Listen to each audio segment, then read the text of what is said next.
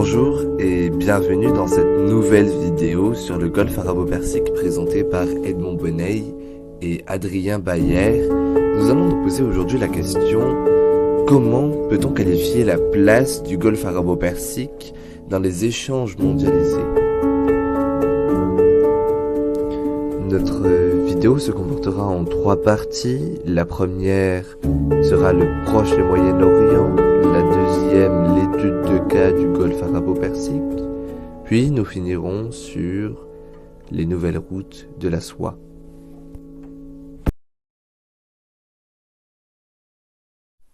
Le golfe arabo-persique, ou aussi appelé le golfe Persique, est un golfe de l'océan Indien qui s'étend sur 251 000 km². Il sépare l'Iran, l'ancienne Perse, de la péninsule arabique. Mais pour bien comprendre le golfe arabo-persique, il faut présenter et comprendre le Proche et Moyen-Orient.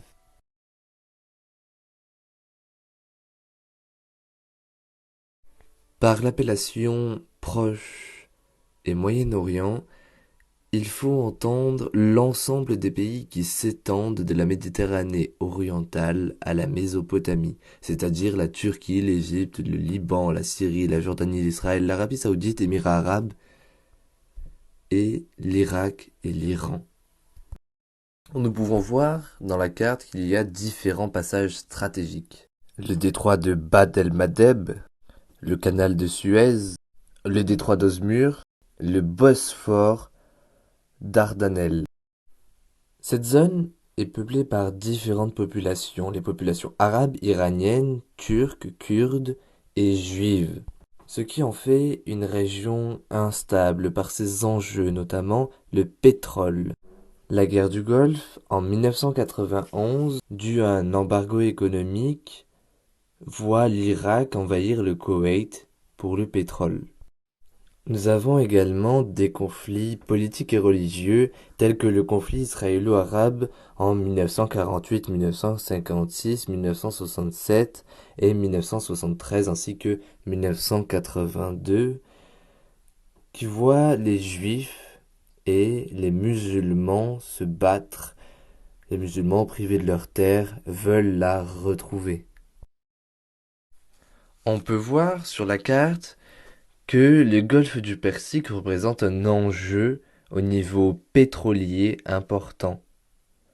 En effet, grâce au sondage Statista, nous pouvons voir qu'en 2018, les grands acteurs mondiaux du pétrole se trouvent dans cette région, faisant de cette région la plus grande exploitation pétrolière au monde.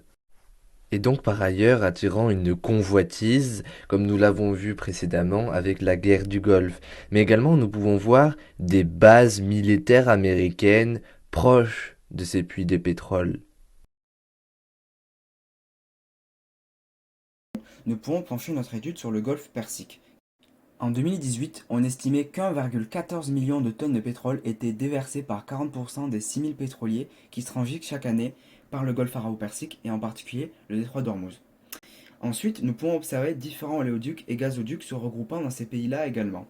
En Arabie Saoudite, nous avons un oléoduc et un gazoduc allant jusqu'à la mer Rouge. En Irak, nous avons pareil. Et ensuite, en Iran, nous avons un gazoduc et un oléoduc allant jusqu'en Asie centrale et en Asie orientale. Ces gazoducs sont vraiment essentiels pour alimenter la majorité des pays qui sont dépendants du Proche et du Moyen-Orient. Beaucoup de pays européens, ou jusqu'à présent les États-Unis, exportaient les ressources comme le pétrole et le gaz de ces pays-là. Ensuite, nous pouvons observer que le golfe arabo-persique est un passage maritime très important dans le monde. Tout d'abord, nous pouvons observer plusieurs ports importants.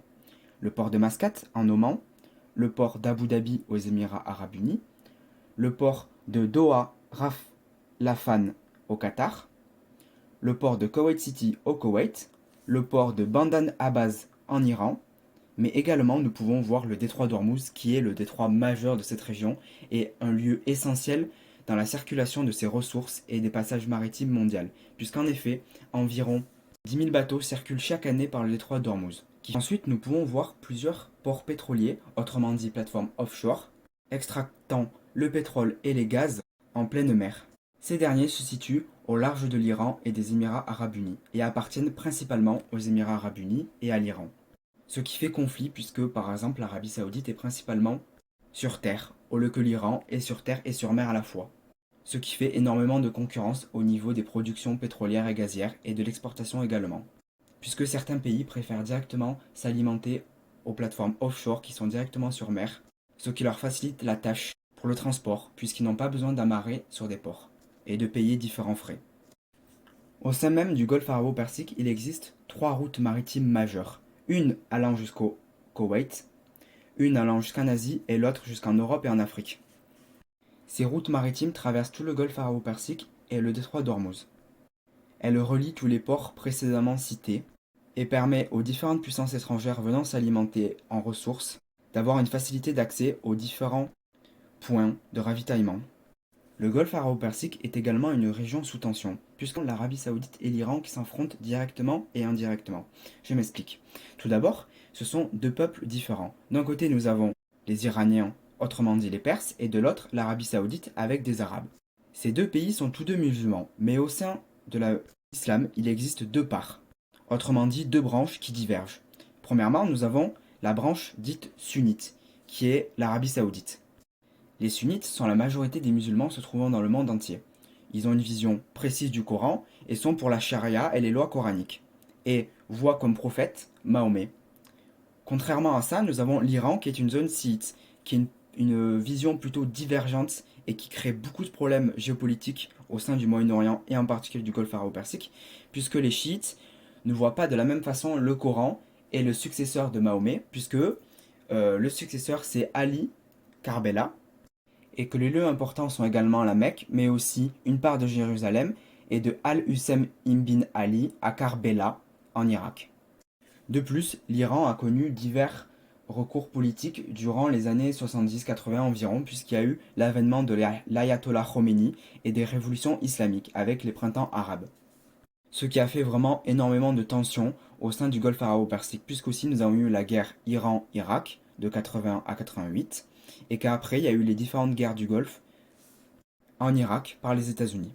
Donc il y a des tensions pour le détroit d'Ormuz, puisqu'en effet le détroit d'Ormuz est un lieu qui fait différents affrontements. Déjà, il y a des soucis de délimitation des parts, puisqu'en effet les Émirats arabes unis, l'Iran et l'Arabie saoudite se disputent propriété et les parts accordées au détroit d'Ormuz, puisque chaque pays voudrait avoir le contrôle total sur ce détroit. Au lieu qu'en ce moment même, c'est un accord bilatéral entre l'Arabie saoudite et l'Iran qui domine. Donc le détroit d'Ormuz appartient aux différentes puissances se trouvant ici. Au sein du détroit d'Ormuz, nous avons pu observer différents affrontements entre des pirates et aussi de la contrebande, puisqu'en effet, depuis quelques années, il y a l'avènement de pirates et de contrebande qui entrent illégalement dans ce détroit et qui, entre guillemets, volent des ressources pour les revendre au marché noir ensuite.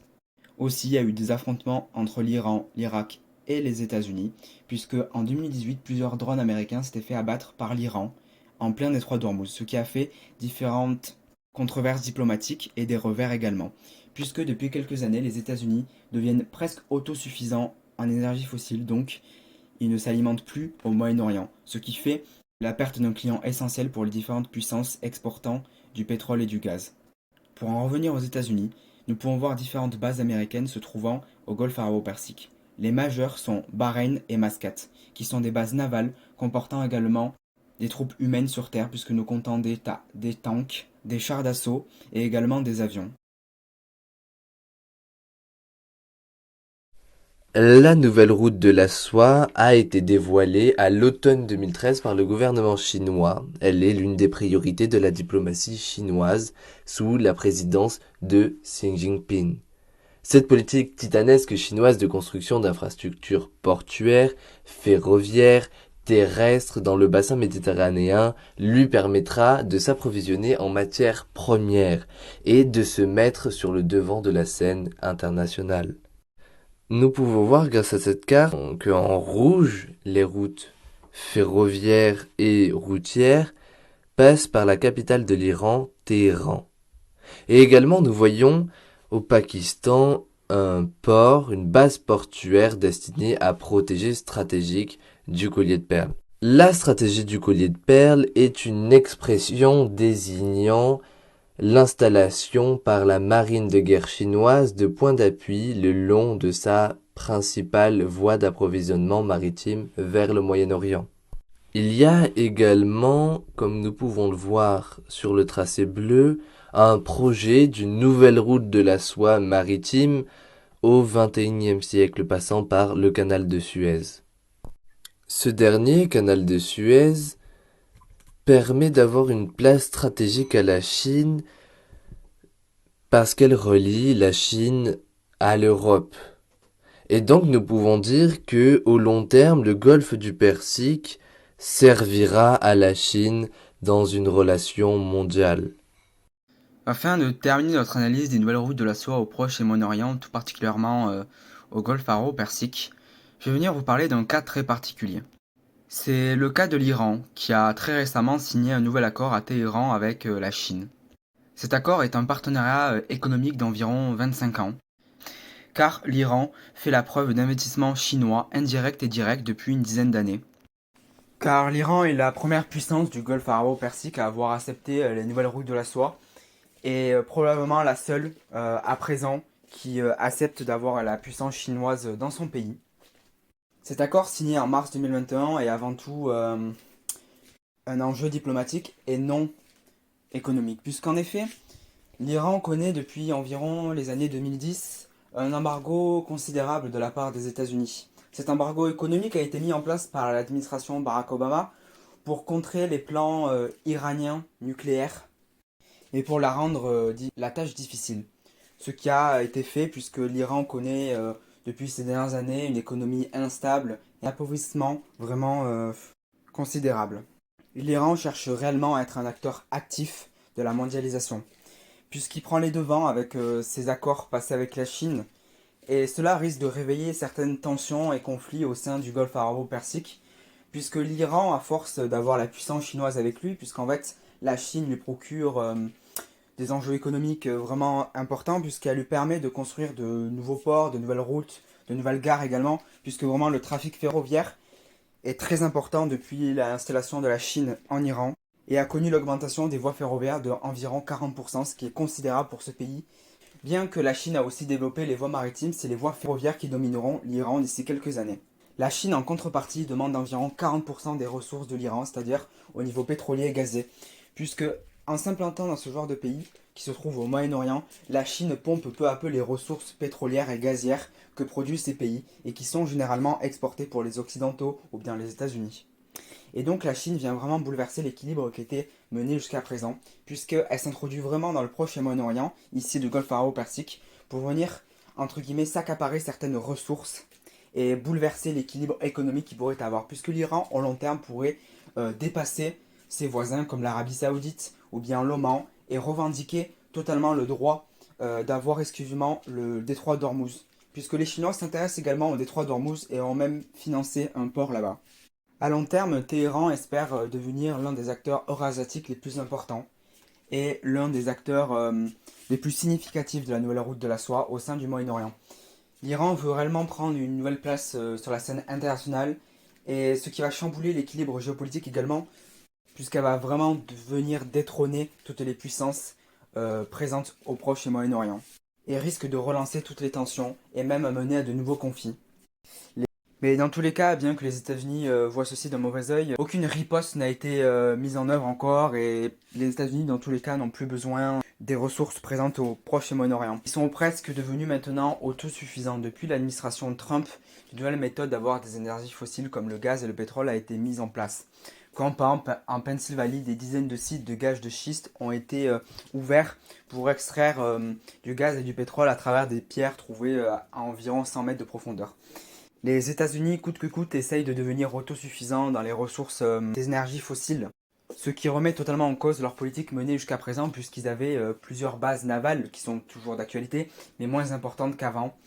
Et même ils ont retiré leurs troupes de plusieurs pays comme l'Afghanistan ou bien l'Irak, ce qui remet également en cause la doctrine Eisenhower initiée en 1956, puisque cette doctrine était dans le but de protéger un peu le Proche et le Moyen-Orient et de garantir aux États-Unis un accès aux ressources pétrolières. Sauf que tout ceci n'a plus aucune validité actuellement, et donc vraiment désordonner le golfe arabo-persique. Puisqu'aussi précédemment, nous avons vu que la force de ce golfe arabo-persique, c'était vraiment les routes stratégiques maritimes. Sauf qu'elles risquent d'être également, elles, remises en cause, puisque l'Iran va faire plus usage des routes ferroviaires que des routes maritimes. Donc peut-être une moindre présence de l'Iran, et surtout peut-être un plus gros contrôle sur le détroit d'Ormuz, pour éviter que les autres puissances voisines s'accaparent le trou laissé par l'Iran sur les voies maritimes. Que l'Iran a un peu changé sa politique marine et se concentre un peu plus sur la terre. Et a même déjà délaissé quelques plateformes offshore au profit des Chinois, en échange de quelques biens matériels et structurels, puisqu'en effet la Chine vient, comme dans tous les pays dans lesquels il s'implante, vient vraiment urbaniser et désenclaver certaines régions de l'Iran qui est très pauvre. Et c'est quelque chose qu'on avait déjà vu au Laos par exemple ou au Sri Lanka. La Chine, en faisant un port ou en faisant une grande gare ou autre, vient aussi apporter aux populations locales des besoins primaires comme des hôpitaux et des centres commerciaux. Donc vraiment la Chine vient ici dynamiser l'Iran et peut-être rendre sa puissance qu'il avait auparavant. Donc pour finir cette partie, nous pouvons voir que vraiment les nouvelles routes de la soie viennent encore déstabiliser une région qui était sous tension.